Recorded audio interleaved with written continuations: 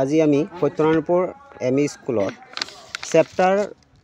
14 যেটো বিদ্যুৎ প্ৰবাহৰ ৰাসায়নিক ক্ৰিয়া আছে তাৰ প্ৰেক্টিকেল হিচাপে আমি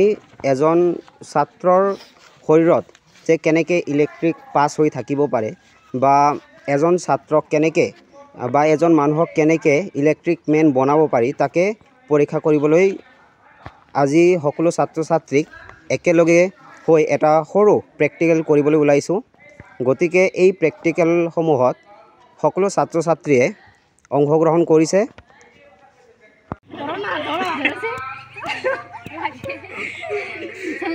হৈছে এইটো হৈ গল ফাৰ্স্ট এক্সপেৰিমেন্ট তাৰ পিছত নেক্সটটো আমি কৰিম যে এই বিদ্যুৎ মানে এটো তো এটা ইলেক্ট্ৰিক ডিভাইস হয় না এই ইলেক্ট্ৰিক ডিভাইস যদি না থাকে তেতিয়াও আমি মানুহৰ শৰীৰত কাৰেন্ট লগাব পাৰো নে নাই হয় না তাকে পৰীক্ষা কৰিম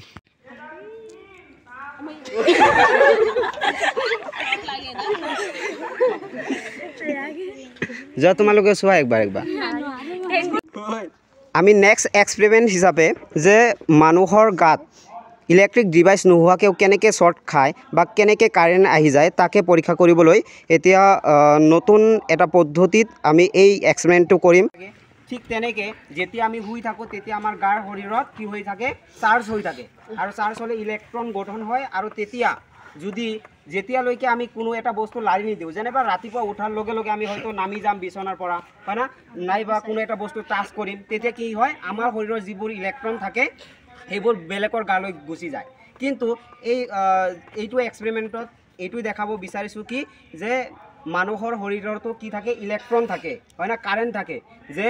যদি যেতিয়ালৈকে বডি মানে মাটিত টাচ নহয় আৰ্থিং নাপায় তেতিয়ালৈকে সেই ইলেক্ট্ৰনবোৰ গাত মানে কি হৈ থাকে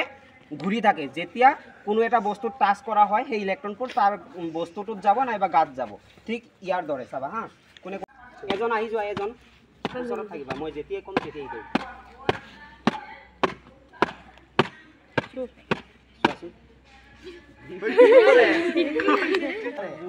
যদি এনেকে নকৰা তাহলে এনেকে ধৰি এটা মানে এটা বাত ট্ৰাই কৰলা এনেকে এৰি দিয়া এনেকে ধৰি কোনোবাই কৰিবা হা টাচ কৰিবা এনেকে কৰি দিলেও হয়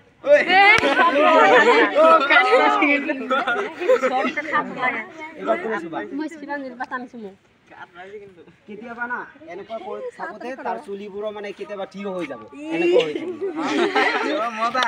এইটা পেছ চাবল লাগা তিনটা চালুয়ে লাগিছে পুরো দূরে থাকলে একবারই রবা আগতে না যাবে দিও লাগিছে না মানে দিন